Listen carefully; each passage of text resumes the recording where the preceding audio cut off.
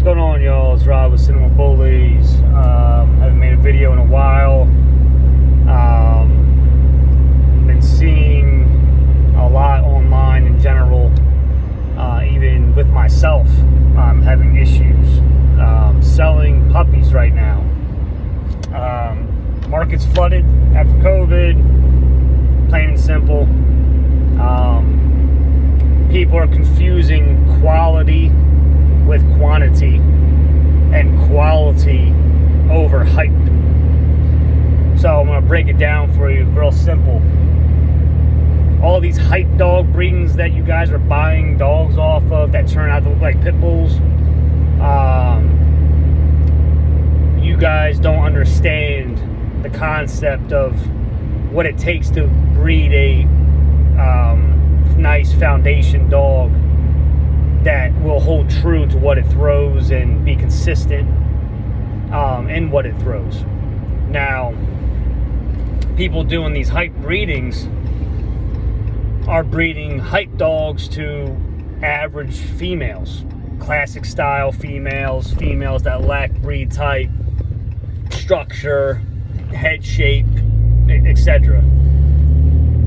Which is why, yeah, the puppies look great, 8 weeks old, 10 weeks old even. But then once you see these dogs at 3-4 months old, lanky, long, terrible rear assemblies, lacking bone, not real wide, they lack the width. And that's why. I mean, you're breeding a hype dog to a dog that lacks quality. Now, quality,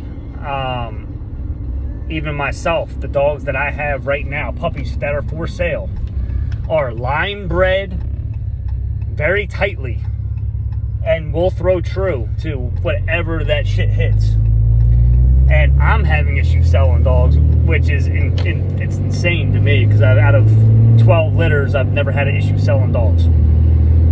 But that just shows you that people just don't understand quality over height. And quantity, there's so many litters on the ground right now, it's embarrassing. And the dogs don't look good. Their head shape sucks, they're lanky, not wide, lack bone, long ass backs. Like, you guys are just fucking the market up so bad. Because it's frustrating, because it took me 5 years to create these puppies I have on the ground right now. And I'm almost there. And I'm almost done at the same time, which is a shame. But, life just throws curveballs at you sometimes, and you got to handle it accordingly.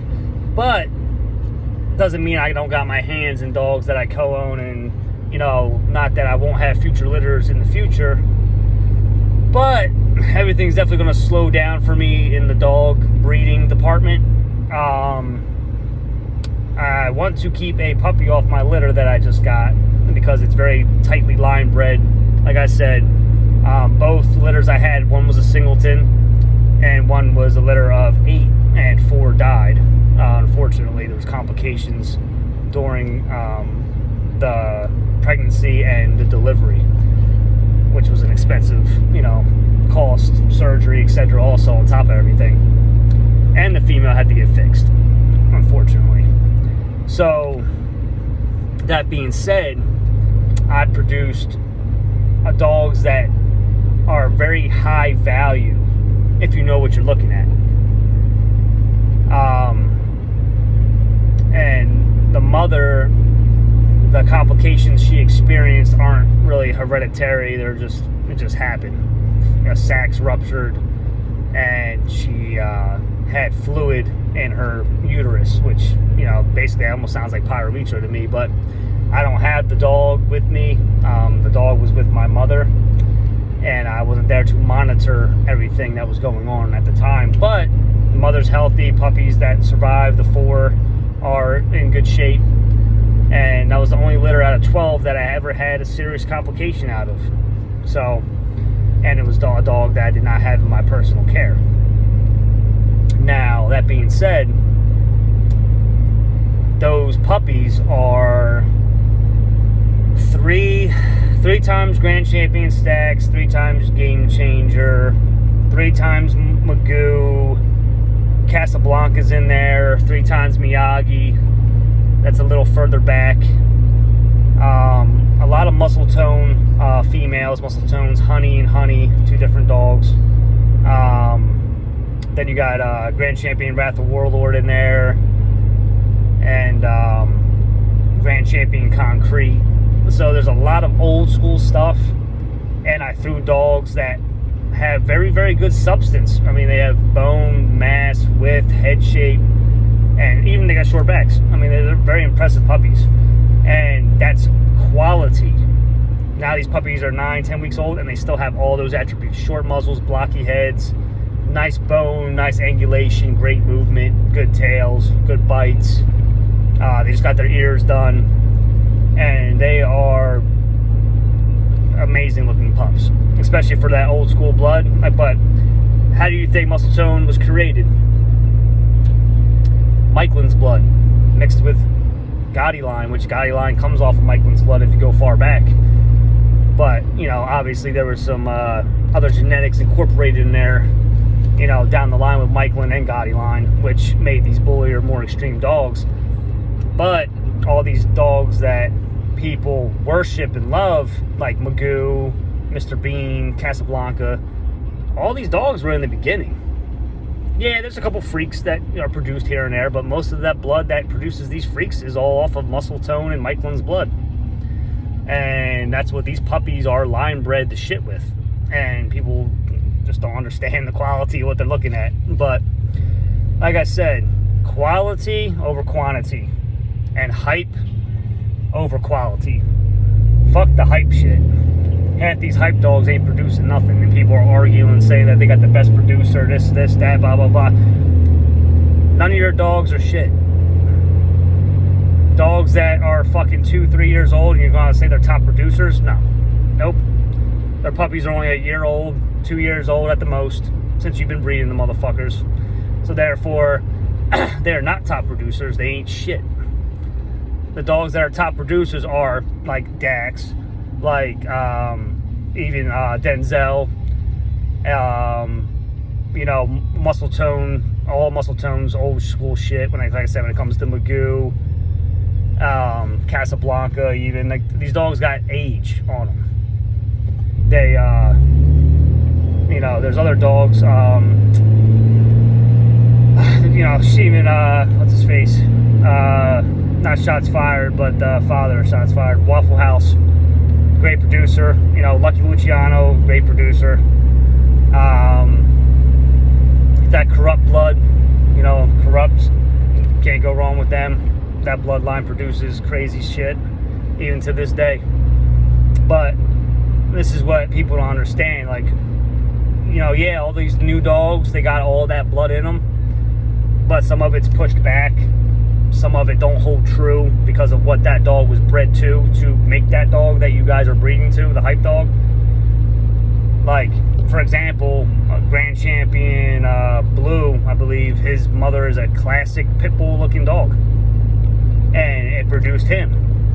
But do you think he is going to throw true to dogs that have that classic style build to them? Absolutely not. You're going to get a ton of classics. You might get 2 nice dogs out the whole fucking litter, and that's because to complement Blue, you'd have to breed him to a big, bully, thick bitch that is line bred. Like, you're not going to get away with just breeding him to some scatterbred bitch and think you're going to get some amazing dogs out of it. Don't work like that. So, that was just an example. But,